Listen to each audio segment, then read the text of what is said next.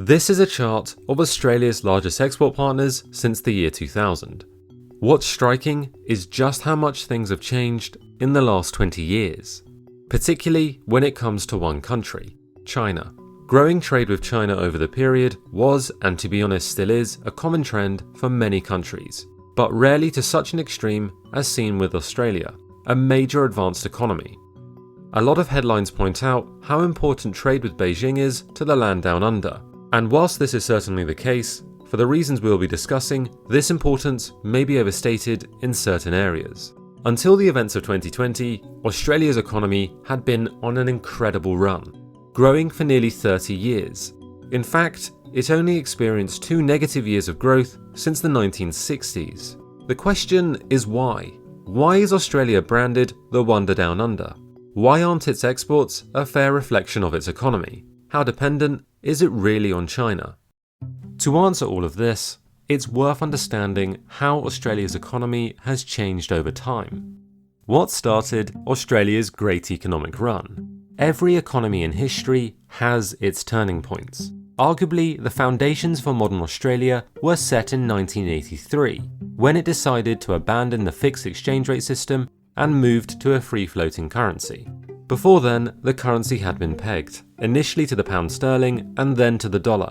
Despite being pegged, the exchange rate had always felt a lot of pressure from commodity prices, which makes sense when you consider Australia's tiny population relative to its size.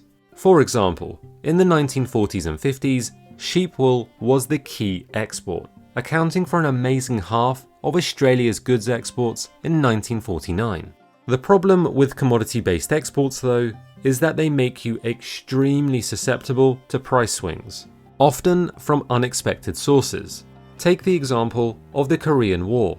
Realizing that Korea was actually a pretty cold place in winter, Uncle Sam decided to buy up wool on the international market, leading to a sharp increase in price, which, as mentioned, was by far Australia's largest export. Fantastic news for the country, leading to an economic boom almost overnight.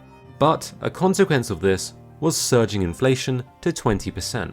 So the government needed to fix this. One option would have been to adjust its fixed exchange rate, though the rate had recently been reset, so it wasn't seen as an appealing option. And to be honest, their options were very limited, as most tools were being used to support the exchange rate peg. So ultimately, the government decided to raise taxes to cool the market and inflation. A move so severe, it was termed the horror budget, pushing the economy into a recession. The point of the story was to demonstrate how problematic fixed exchange rates can be, not just for a government's ability to act, also for the economy overall. In Australia's case, the eventual move to a free-floating exchange rate helped integrate its economy with the rest of the world. Whilst the world had in general become a much more open place, a great number of Australia's restrictions up until that point had been in place to support its fixed exchange rate. So a transition to free-floating laid the foundations for far-reaching deregulation, of everything from licensing foreign banks, lowering tariffs, to moving away from a centralized wage bargaining system, which all helped set the stage for a freer, more competitive market, both domestically and when it came to exports. Leading us nicely onto the next point. How did Australia become the Wonder Down Under? Moving to a floating exchange rate changed the economic landscape. Whilst a fixed rate had served the country fairly well at times, it was an outdated and cumbersome approach. Fundamentally, the change was as much about securing future growth as anything else. Naturally, this increased focus on competition helped shine a light on the nation's productivity, an area Australia was having problems with, alongside its income growth relative to other OECD members. During the course of the late 80s and 90s, the nation embarked on widespread competitive reforms, at both the macro and micro level. To its credit, the reforms were taken seriously, being spearheaded by a reform program called the National Competition Policy in the mid-90s, which saw public sector monopolies restructured, infrastructure opened up to foreign investment, and competitive neutrality when it came to taxing state-owned and private businesses. In addition to the reform process, Australia also benefited from a pivot towards trading with Asia, being a resource-rich land on the doorstep of a continent hungry for the raw materials to turn its fortunes around. A theme which helps to set the context for how Australia avoided the 2008 financial crisis. The boom in commodity exports were unquestionably important in the run-up and during the Great Financial Crisis, so more on that in a minute, but they weren't the only factor. Unlike much of Europe and America, the nation's banks came through the crisis in much better shape, having avoided getting overexposed to subprime mortgages and all the financial instruments which few truly understood. Something Australia understood well was the benefit of acting fast. Whilst other advanced economies were slow to roll out stimulus packages, Canberra was much more responsive, deploying helicopter money to its most vulnerable households, also avoiding the austerity which came to dominate countries like Britain in the aftermath of the financial crisis. Yet, no matter which way you turn, China's economic ties to Australia were undeniably important, as they still are today. You see, in the years preceding the crisis, China's rapid industrialization had helped fuel a commodity supercycle, which had led to exorbitant prices for a whole range of natural resources. This turned out to be fantastic news for Australia, as it just happened to have the largest demonstrated reserves of things like iron and gold, second largest copper reserves, and plenty of coal, all of which was on its trading partners' shopping list. The country's exports during this period were also aided by China's unique economic strategy. Facing a slowing private sector, state-owned enterprises and government spending kicked in, especially when it came to infrastructure expenditure. Highlighted no better than the fact that China used more concrete in just 3 years between 2011 and 2013 than the US did in the entire 20th century. Now, it's important to highlight that China's impact has been felt in different regions of Australia in very different ways. Given the country is basically the size of a continent, certain regions were more impacted by mining than others. Though just to be clear, output is so much more than just mining, as we'll be discussing in a moment. Though first, it's fair to ask, how dependent is Australia actually on China? Well, on paper, Australia is very much dependent on the Chinese market, accounting for about a third of its goods exports, which make it by far its largest trading partner. But it's not just raw materials that Australia exports. Education-related services, mainly university courses, are its fourth largest export, with 1 in every 10 students being Chinese, contributing a huge proportion of the higher fees universities earn from international fee-paying students. So much so that lockdown restrictions and a growing boycott by China raises serious questions for Australia's higher education funding model.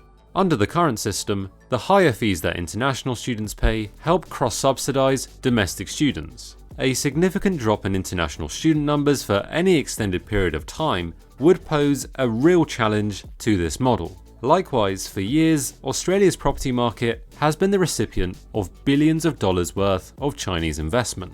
Although in recent years this has actually declined due to tighter restrictions in China on external money transfers. Perhaps the best way to consider the extent of the dependency, though, is by looking at the GDP relationship between both countries. Studies suggest a 1% fall in Chinese GDP equates to somewhere between a 0.1 and 0.2% fall in Australia's, with a 1% slowdown in China's growth translating into roughly 0.05% slowdown in Australia's growth rate. But what about a trade war? Well, when it comes to a full-blown trade war, a 2020 study by Quiggin and Lawrenson found an extreme 95% shutdown in China-Australia trade could lead to a 6% decrease in GDP and 14% decline in disposable income for Australia. These forecasts accounted not only for the direct demand drop, but how lower returns as a result could also cause international investors to pull their money out. An extreme case, but an interesting one nonetheless. Now, sticking with the theme of trade, it's worth pointing out why Australia's exports are misleading. One way to look at a nation's exports is through their complexity. This can be achieved by looking at the Export Complexity Index. You'll notice that on paper, Australia's ranking has dropped over time, a result driven by well over 2/3 of its goods exports being focused on natural resources. However, the index is also distorted by excluding educational exports, one of Australia's leading sectors. In truth, the nation's exports have had little resemblance to domestic economic activity. The country's internal economy is dominated by services, which account for over 70% of GDP, employing 4 out of every 5 workers. A main reason why exports are so resource-focused is thanks to trade specialization. This is because Australia's partners don't require its services anywhere near as much as its natural resources, given their stage of development, or because they actually just lack the resources themselves. Now, trade success is all well and good, but what are Australia's economic challenges? It's fair to say that export reliance on China is something the nation is keen to address, with plans to diversify this in the longer term by increasing trade with upcoming economies like India and Vietnam. But in the short term, there is simply no ready substitute to match China's scale. Crucially, the country's go-to exports are also suffering from the end of a mining boom, as not just Australia, but the whole world faces up to the fallout of the commodity supercycle we mentioned earlier.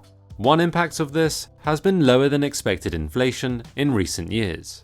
Typically, a small amount of inflation per year is seen as a good thing, a sign that the economic wheels are turning, though for half a decade, inflation has actually underperformed the central bank's 2% target, an indication that the economy may not be in great shape. An important point because the impact of lower inflation has wider reaching consequences as well, like what this has meant for wage growth. While still positive, has been growing at a much lower pace in recent years. Explained in part by declining inflation and also by higher levels of underemployment, meaning that although people are technically employed, they are not employed anywhere near what their skill set would assume. Something which may actually pose a risk to Australia's notoriously high household debt, which as a percentage of GDP is already the second highest in the OECD, after Switzerland. Interestingly, such a high level of debt has been encouraged by government policy. Tax rules in Australia allow something called negative gearing, whereby losses on running a property can be offset against other income, creating a perverse incentive which has actually gone on to encourage some to seek out bad or even downright unprofitable real estate deals for the tax benefit. Not to mention the speculative effect negative gearing can have on house prices. However, in all fairness, research by the central bank has noted that lower interest rates and inflation have dramatically reduced the risk from household debt, at least for now. We'd also be remiss if we didn't at least mention the monumental challenge the country faces through climate change. It's no secret that Australia is a harsh environment, but life could get a lot harder.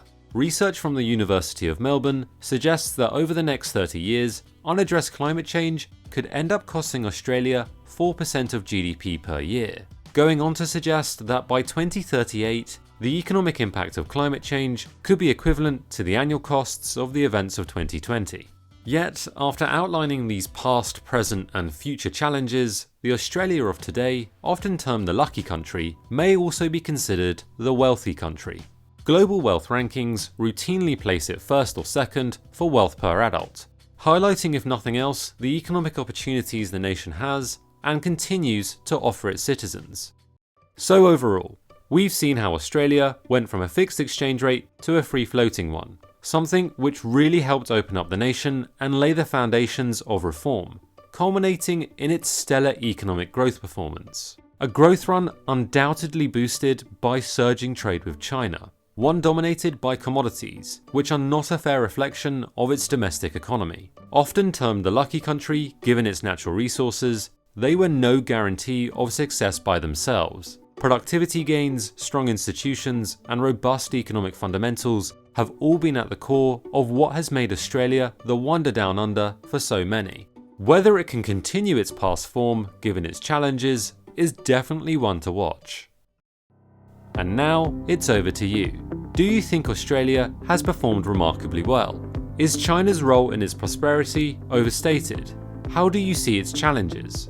Let us know your thoughts in the comments below.